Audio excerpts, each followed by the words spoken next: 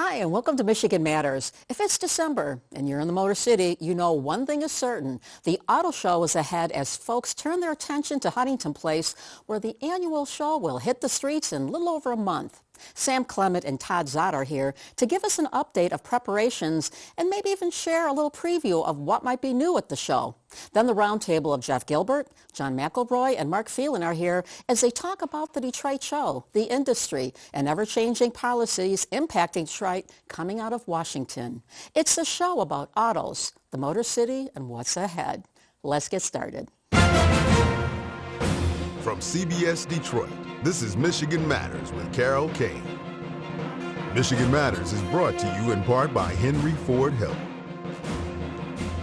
And we are so pleased to welcome the two busiest guys in the Motor City. That would be Sam Clement, Executive Director of the Detroit Auto Dealers Association, and Todd Zott, who's the chair of the 2026 Detroit Auto Show. Gentlemen, good morning. Great to have you with us. Good to be here. Good morning. There's so much going on, and both of you have been churning out so many different things and new things coming up here. And Sam, before we dive in on some of the specifics, you've been this is going to be your first show as executive director. Rod retired last year. I know you're with him for a little bit, and this is your first show. How are you feeling about this first one? Well, it was really helpful to spend that time with Rod last year as we built to the 2025 show and going back to January. But we really started working on the 26 show really right after the 25 show ended. We started in February and have really been building some momentum, and that's been helpful.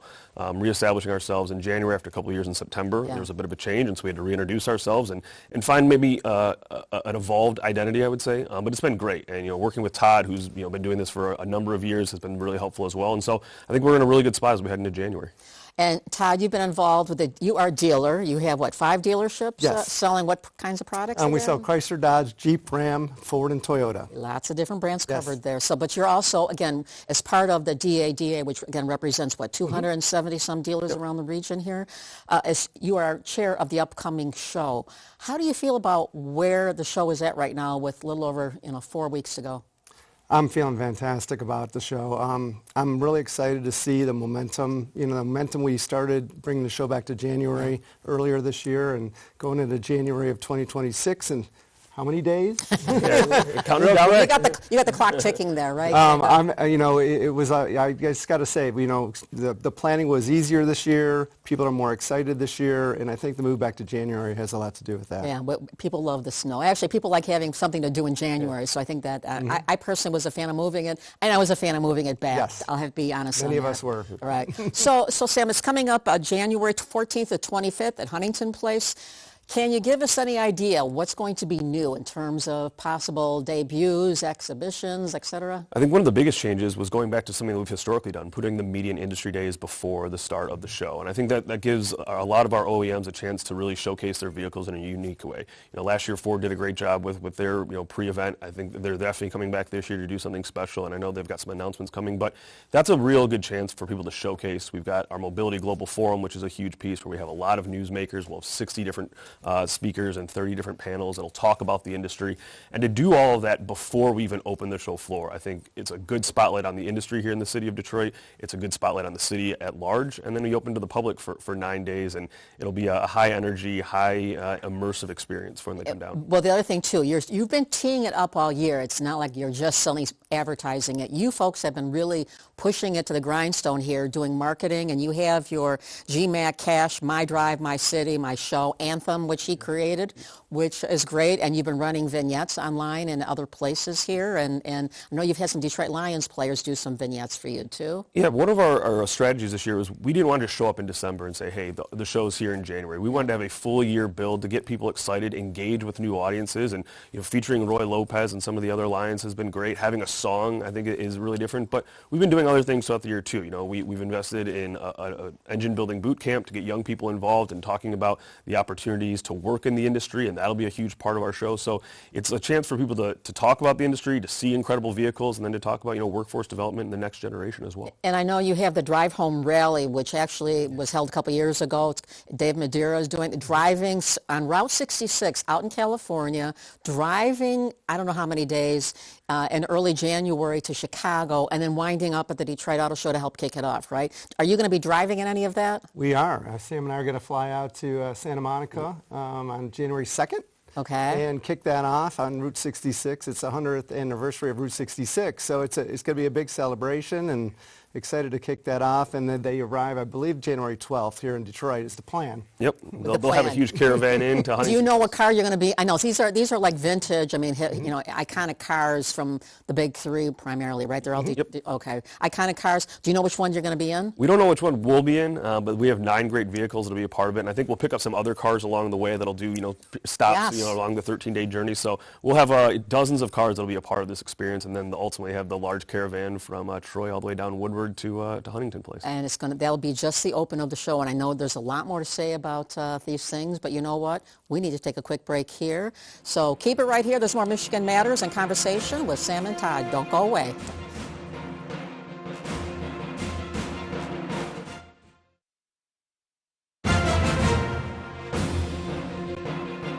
Welcome back to Michigan Matters. We're talking with Sam Clement and Todd Zott about the upcoming auto show. And Todd, I want to ask you about the upcoming charity preview, which is going to be that Friday night. We'll keep the snow away. We've already lit candles, no snow.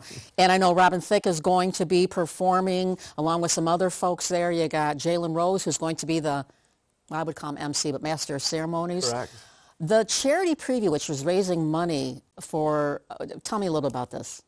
Well, our charity preview, this will be our 50th year of doing this fundraiser, and it raises money for 6 local children's charities. And to date, we're really proud that we raised over $125 million. Unbelievable. Well, the goodness of the people here and coming, lots to see and do here. And I know, too, that, Sam, you have amongst the media stuff, mobility panels. You have Mayor Pete, as I still call him, even though I was Secretary Pete, Transportation Secretary. He'll be speaking there, too, right? Yeah, we announced that this week that he'll be one of our keynote speakers at the Mobility Global Forum. And so it's good to have, you know, that perspective. And we have people from all walks of transportation and mobility that'll be a part of this. Like I said, 60 different speakers, and he's one of the main ones. Well, and the transportation mobility is a crucial part of the show and what it's also highlighting, right? Oh, absolutely. I mean, we want to move the industry forward, and these conversations happening in the Motor City, I think, are critical. So, you know, we're really proud of that. Well, and I'm also proud to say that we're going to be doing the Breakfast Club, the Free Press's Breakfast Club,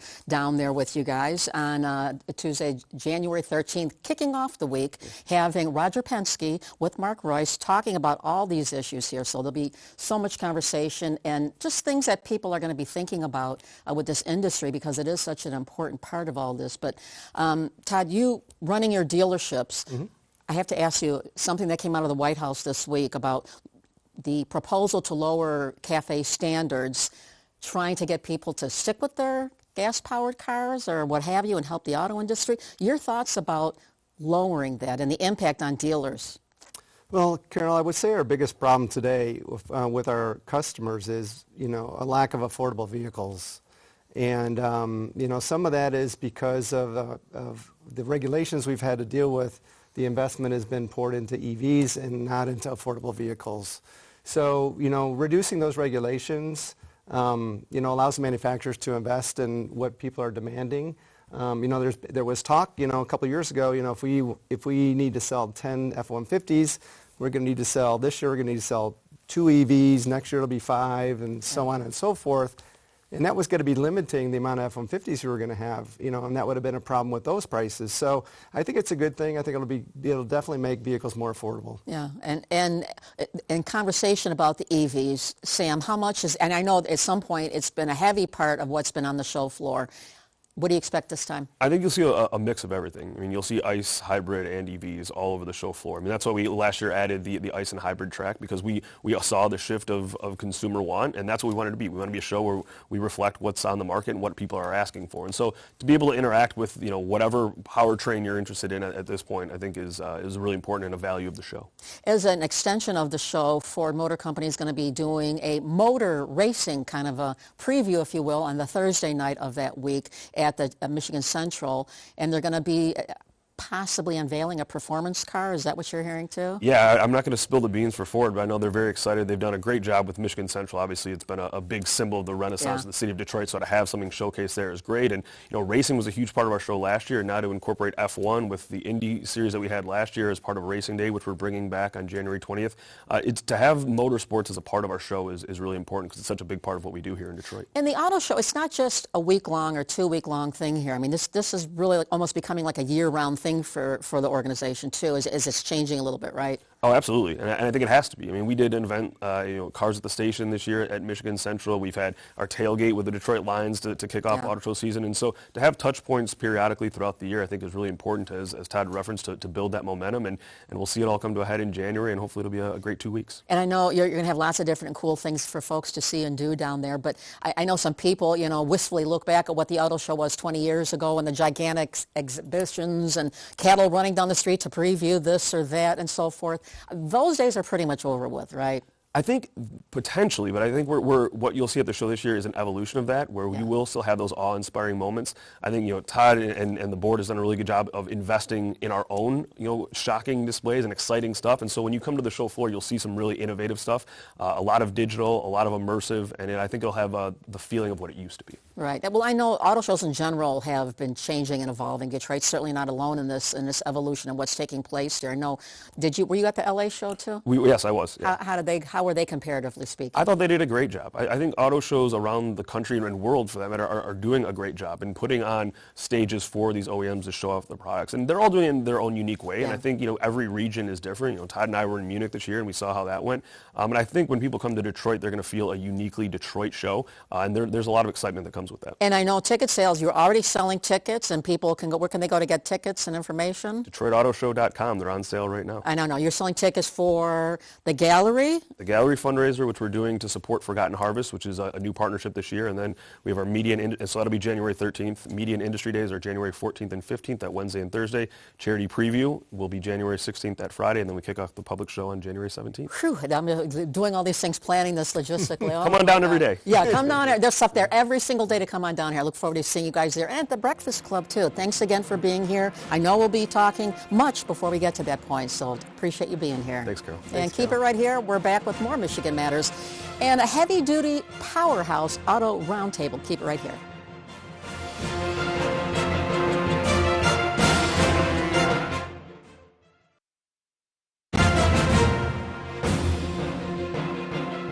And we're back. And so is the Powerhouse Auto Roundtable of Jeff Gilbert, Auto Beat reporter, WWJ News Radio 950, John McElroy, host of Auto Line, and Mark Phelan, auto writer, and my friend over at the Detroit Free Press. Great to see you guys this morning. How's everybody? Good to be here. Well, this is your world. You guys live and breathe autos like nobody else here in town. And we're talking about the Detroit Auto Show, which is coming back. And I know all of you have covered this for a long time. All of you remember the days gone by when we had crazy exhibitions and fighting who was going to do the craziest rollout of whatever. And those days are gone for the whole industry. And now we've got auto shows and the realities of 2025. So I guess my question to you as we sit here, and I know you're all kind of looking at your plans internally about what you're going to do in your respective medias, what are you expecting out of this Detroit show? They're going to be doing everything they can to convince people that there are new vehicles and affordable vehicles, because that's going so much against the narrative these days. Prices of everything have gone up so much. So they're going to be working hard to attract people who are in the market and families, I think. And John, I know you've been going to the auto show for a long time, right? What do you remember one of your more interesting memories from way back when about the auto show? It's a blur of things. I mean, some of the intros in the past were so tremendous, and automakers would spend millions of dollars on their exhibits. They'd bring in top-level talent from all over the country to perform, especially during the charity preview. But one of the things I'm going to be doing at the show during the mobility days is a panel discussion with 5 design students from CCS, the College for Creative Studies, talking about their vision of where automotive design and mobility is going in the future. So anybody out there that's going to be there on mobility days, come by and check out that. Go see John there. And Jeff, when looking at the auto show? Yeah, we hear people in our business consistently whine. Yes. Can I use the word whine about my fellow reporters? with an H in it. Yeah, with an H in it, okay, about it not being like it is before. But let's not forget, it's a great civic event. It's a great ability. I mean, we get to see all these new vehicles all the time. Most people don't. I mean, you may not have a lot of new vehicles that are unveiled there, but you've got a lot of vehicles that a lot of people haven't seen yet. Like Exactly. the Jeep Recon that was unveiled in Los Angeles. That's new. I mean, Ford's Expedition is selling great. It's been out in the marketplace. A lot of people haven't seen that. And it's a great place to say, do I want a Jeep? Do I want a Ford? Do I want a Hyundai?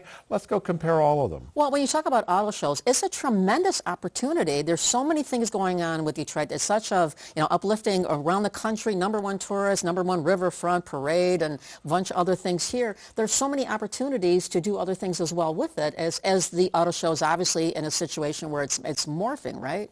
Well, it is morphing, but we forget when they moved the auto show to September, people thought, oh, this is going to be great. It's going to be downtown. People are going to go around. They're going to do, visit restaurants and the like. That didn't really happen. I mean, the auto show is an attraction in itself. Yes. People come to town to see that. And in January, we need that kind of attraction. Yes. We need something really great that's going on in the city. So I think it's tremendous that it's back to its original dates. Yeah, no, I agree. Though I admit I was a fan also of moving it. So I was doing the fall and see, and then it didn't catch on there. But yeah, it just seems to fit better. But you with can't it. have a big duck in the winter. That's the only thing. No doubt about that. When it comes to Ford now, Ford is going to be doing this big motor racing thing Thursday night. There's going to be supposedly the unveiling of a new production racing type of a vehicle. Any intel on that? Well, and it'll all be at Michigan Central, which is part of what's great because the show can be used to showcase things in the city outside of just the vehicles themselves and the convention center. But yeah, I mean, Ford's pulling out all the stops for this. They've got Formula One teams coming in to show the new engines Ford has developed. It'll be a full three-ring circus. Yeah, and John, I know you and I talked offline before this about different things when you first started going to the show as a young person, a teenager, and things that were taking place there at the time to try to get more people into, right? It had nothing to do with autos. Yeah, no, I think the Detroit show's got an opportunity here to grow much bigger than it is right now by tapping into things that the city offers. We have so much tremendous talent, local talent, when it comes to music or dancing or anything like that. I think that could be part of it. I was at the National Auto Dealers Association meeting in Las Vegas a few years ago. They kicked it all off with a marching band going up and down the aisles, and I thought it was kind of corny at first, but then I realized, no, there's a lot of energy to this. Well, think back to the Thanksgiving Day parade, all those marching bands coming through. I'd love to see them morning and afternoon going through the show. It would be like a Mardi Gras. Right. And throwing beads, like throwing beads out to the crowd type thing? And I'll give you one other example. Mark was just talking about the racing that Ford has. I remember when Ford had a drag strip with model cars at its booth at the Detroit Auto Show. And there was a line. You couldn't believe how long the line was to get it because you got into a racing suit, you put on a racing harness, and they had the Christmas tree lights that dragsters use. But it was two model cars. And in the seat next to you was somebody from Ford's racing team, drag racing team, Connie Coletta, if anybody remembers a name like that.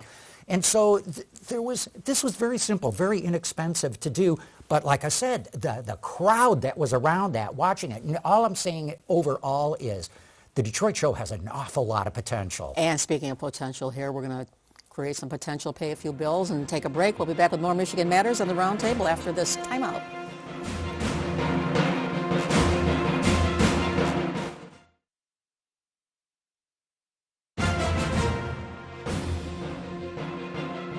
And welcome back, talking with Jeff Gilbert, John McElroy, and Mark Phelan about what else but autos when these three guys are together. And Mark, you test drive a lot of vehicles. You write about that for Free Press readers.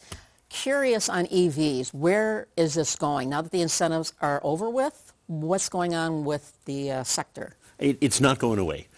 Sales surged right before the incentives were killed, which is natural. They cratered as soon as the incentives stopped, which is also natural. I think it's going to be the middle of next year before we can see what demand really is. But they're not going away. Well, and Jeff, you're president of NACDOI, which does an evaluation of all the vehicles. And Mark and John are both jurors. Mark's another board member. That's right. You guys are all involved with this. So, okay, so you have the NACDOI awards that are going to be announced down at the Detroit Auto Show, car, truck, utility. You do it in Detroit. Yep. Any hints? We did the finalists in Los Angeles. No hints. We will not know until we open the envelope. I mean, the finalists So everybody votes. It's a secret ballot? It's a secret ballot. We have points to allocate and rules on allocating the points. People who put this together were very smart in the way they do it. We've got the finalists together. Jeep's got not Jeep, but Stellantis has got 3 vehicles. Nissan's got 2. It's a great variety of vehicles, but I haven't. How important is it? When someone wins that category, ultimately, what does it really translate to? I think they can plaster it on their vehicles and say, hey, I've got the North American Car of the Year, North American Utility of the Year. All of these car makers advertise this award, so you've got to ask them. It's got to be important to them. And John, you've been writing about the prospect of having an auto policy for the country. And I have to ask you, this week, the Trump administration came out and announced they're trying to roll back the CAFE standards that the Biden administration had put into effect. What's the ultimate end result now of what the Trump administration is doing here? Is it going to help the Detroit 3? Is it going to reflect down to consumers on pricing? Quick thought. In the short term, it's going to help the Detroit 3. What essentially Trump is doing, I'm simplifying here, he's freezing the regulations where they are right now. He's not going to allow the Biden increases to take place. So the fuel economy and emissions of the country will still get better. We scrap about 12 million old cars a year. As they get replaced with new cars, even at the frozen standards, we're going to see improvements. But keep in mind, at some point, the Democrats are going to get back into Really? office. Are you optimistic? Well, I'm not saying in next year's elections or anything, but at some point they will come back into power. It's going to happen, and they're going to ramp those regs back up again. So the industry's got to be careful. They can't just say, oh, President Trump has given us a present. We can go back to the old ways of doing things. They got to get ready for when things change again. Jeff, you agree with that? I would agree. I mean, but in many ways they are doing the development. But they're doing a development now that's based on the marketplace, not necessarily based on a heavy push from the government. I think you'll still see EVs developed. You'll still see ICE engines made more fuel efficient. You'll still see more hybrids, but you'll see it to match consumer demand. And yeah, I agree with John that administrations tend to change every 4 to 8 years. There'll be different changes. So they'll have to deal with that. But these are smart people. They know how to deal with things. And just real quickly here, the auto show is put on by the Detroit Auto Dealers Association. Auto dealers under siege with a variety of places you can go direct and buy the car, from these giant exhibition things that we see on the side of the roads and so forth. I saw a report that half of Gen Z buyers are skipping the dealership altogether here.